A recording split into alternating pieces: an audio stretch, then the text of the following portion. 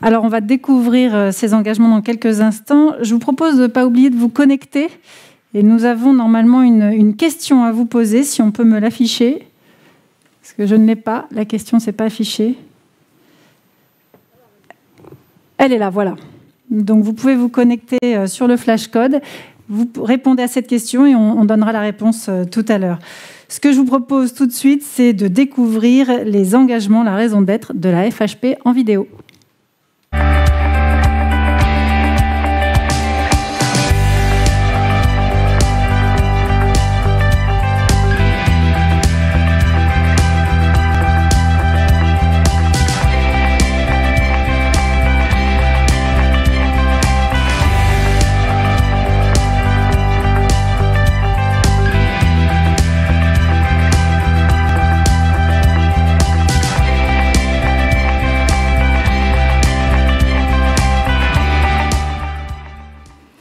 Voilà, des hôpitaux et cliniques à mission. C'est le logo qu'on peut applaudir. C'est un logo, une signature toute neuve pour la FHP. Et puis, Lamine, il y a autre chose. Vous allez plus loin avec un partenariat qui vous tient à cœur. C'est avec l'Institut Women Safe and Children. Et j'invite tout de suite à nous rejoindre Frédérique Martz, directrice et fondatrice de l'Institut, et le docteur Pierre Foldès, cofondateur et président de l'Institut.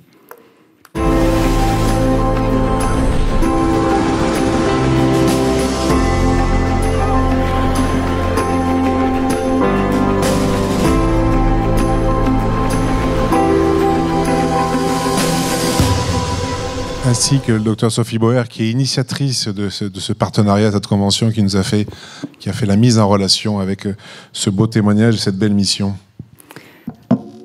Alors Lamine, vous teniez à ce partenariat. Expliquez-nous pourquoi cet Institut Women and Children. Alors d'abord, peut-être revenir sur les mots de Daniel Caille. Parce que c'est vrai que tu nous as fait rêver. Alors déjà, tu nous fais rêver. Tu nous fais rêver tous les mois dans notre comité exécutif parce que oui, et même les hommes. Et tu me fais sourire parce que tu es un modèle pour nous d'idées, d'initiatives, d'entreprises. Et tu portes en toi cette richesse, cette curiosité qui nous tire vers le haut. Nous, je suis peut-être trop dans le concret, dans le tarif, dans le développement, dans l'investissement, et tu nous ouvres une voie qui est différente. Et tu entraînes la fédération avec d'autres, bien sûr. Et c'est vrai que le premier réflexe que nous avons, nous qui sommes encore, certains d'entre nous indépendants, monocytes ou multisites, c'est de se dire, c'est pas pour nous, c'est fait pour les gros, c'est fait pour ceux qui ont tout. C'est fait pour ceux qui ont des fonds d'investissement qui permettent d'avoir cette rentabilité peut-être à plus long terme et qui peuvent se permettre de se payer, je dirais, ces missions. Mais c'est une erreur. C'est une erreur. C'est comme la qualité qui a été, je dirais, initiée il y a une vingtaine d'années avec les certifications. On a investi dans la qualité. On a investi dans la qualité et au début on se disait mais cette qualité ça coûte cher et puis ça sert à rien. Non, la non-qualité coûte plus cher. Et donc moi je te suis très reconnaissant pour porter ce message entraînant. Voilà. Et je voulais te dire l'estime, l'amitié que j'ai pour toi et le modèle que tu es pour la profession. Tu as eu plusieurs vies. Tu as été modeste dans la création de ton début de carrière parce que tu es initiative d'un groupe fabuleux et tu as continué, tu es revenu sur d'autres missions en associant les médecins.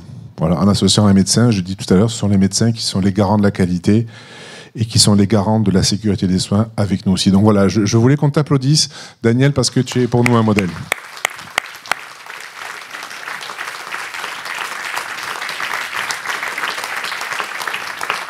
Alors nous avons avec nous les fondateurs de l'Institut Women Safe and Children, qui est le premier en France à avoir proposé une prise en charge innovante par sa gratuité, je crois, pour les femmes et les enfants victimes ou témoins de violences.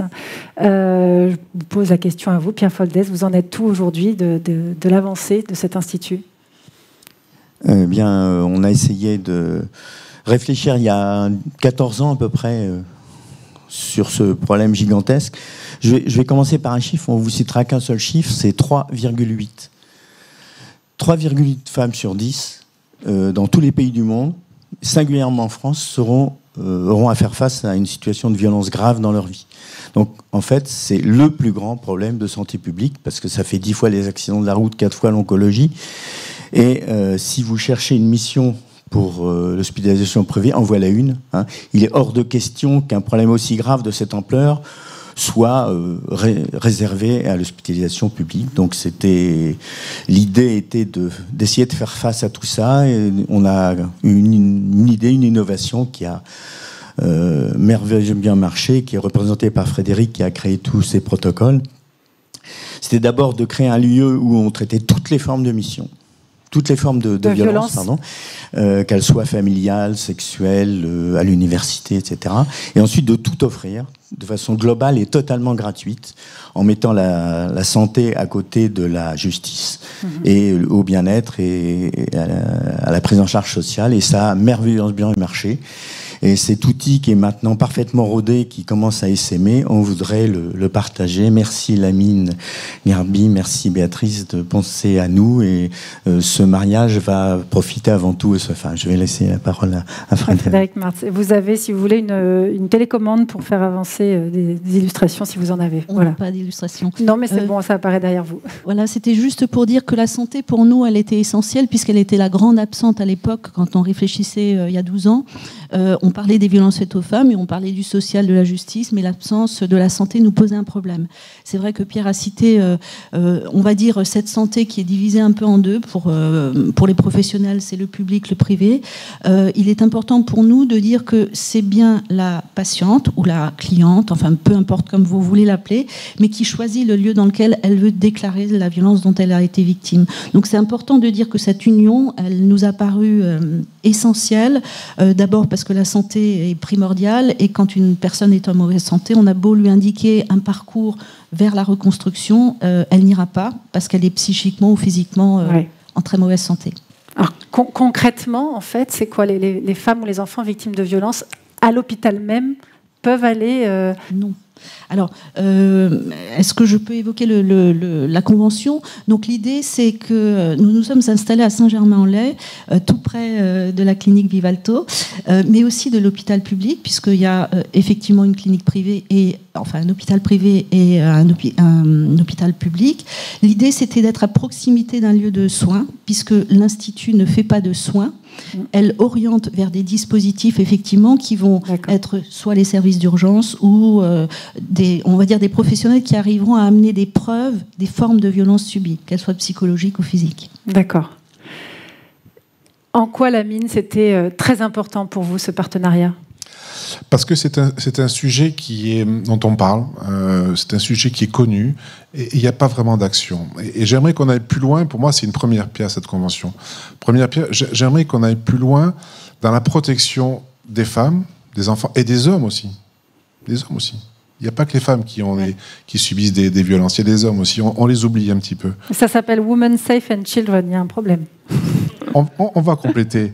Et j'aimerais que ce soit une première pierre. Et j'avais également, dans cette logique, dans ce continuum de convention, peut-être introduire un amendement au PLFSS, que l'on puisse, sur un même lieu, qui peut être nos services d'urgence, par exemple. Il y a 135 services d'urgence, ou lorsqu'il y a un accueil médical permanent, avoir un lieu où les hommes, les femmes peuvent déposer plainte et peuvent être isolés et suivis et protégés pendant les premières 24 heures ou 36 heures ou 48 heures. Qu'on ait une unité de temps, une unité de lieu. Parce qu'on constate quoi? Les femmes portent plainte en gendarmerie, elles y vont, mais souvent, c'est compliqué de poursuivre cette plainte. Ou pire, elles viennent se faire soigner dans un service d'urgence, et lorsqu'on leur demande d'aller porter plainte, elles n'y vont pas. Elles n'y vont pas. Plus peur d'un policier que d'un soignant. Oui, parce que le soignant rassure, le soignant protège. Mais moi, je veux protéger au-delà. Je veux protéger au-delà, et je veux que la force publique protège ces hommes et ces femmes et ces enfants qui sont souvent soumis à de la maltraitance. Donc voilà, j'aimerais qu'on aille. C'est une première pierre. Merci pour cette convention. Merci Sophie pour ton engagement syndical et également au SML. Merci pour cette participation. Et c'est vrai, pour moi, c'est un sujet qui me tient à cœur parce qu'il y a trop de non-dits, il y a trop de souffrance. Et on est là aussi, si on se revendique entreprise à mission, et c'est le créneau de mon engagement, le service public hospitalier. Je suis monté contre la loi Touraine de l'époque parce que je savais que le service public hospitalier engendrerait une dichotomie. Aujourd'hui, on y est. Et donc, je le regrette à l'époque, mais on va faire en sorte que ça évolue. En tout cas, merci pour cette convention. On va maintenant la signer. Mais c'est ça, il faut la signer voilà, maintenant. Venez, rejoignez-moi pour la signer. Je voudrais juste préciser pour les hommes, parce que c'est vrai que c'est un vrai sujet et on ne peut pas l'effacer comme ça. On a un constat, effectivement, le sexe ratio, il est quand même beaucoup inférieur, on va dire. Mais là où on a voulu agir, c'est inclure les enfants, puisque souvent les enfants, ce sont des témoins ou des victimes. Et finalement, le fait de les prendre le plus tôt possible, ça permet et ça évite, on va dire, qu'on puisse retrouver ces enfants auteurs ou victimes demain. Merci beaucoup. Je vous invite à rejoindre Lamine Gherbi pour signer cette convention de partenariat.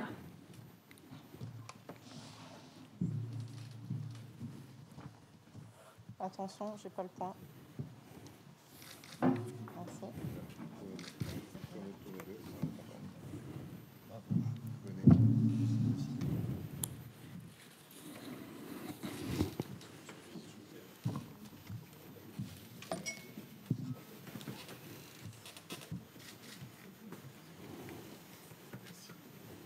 Merci. Merci beaucoup. Merci à tous les trois.